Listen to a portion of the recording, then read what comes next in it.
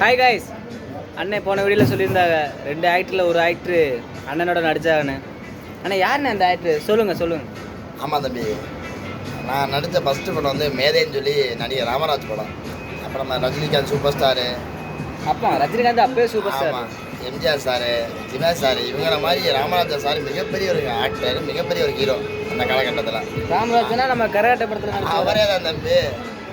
அவர் கூட தான் ஃபஸ்ட்டு படம் நடித்தேன் நான், மேதைன் படத்தில். அவர் கூட நடித்தேன். கிட்டத்தட்ட ஒரு 20 நாள் மேலே ஷூட்டிங் பண்ண நல்லா இருந்துச்சு.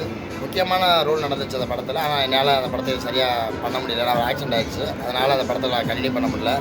படம் ஒரு 3 வருஷத்துக்கு அப்புறம் ரிலீஸ் ஆச்சு.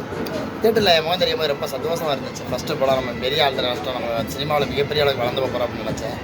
அண்ணனுக்கு ஆனால் அதுக்கப்புறம் வாழ்க்கையில் ஒரு சின்ன பின்னடை வளர்ந்துச்சு. கடுமையான கஷ்டப்பட்ட காலங்களில் அடுத்த பட வாய்ப்பு கிடைக்கல.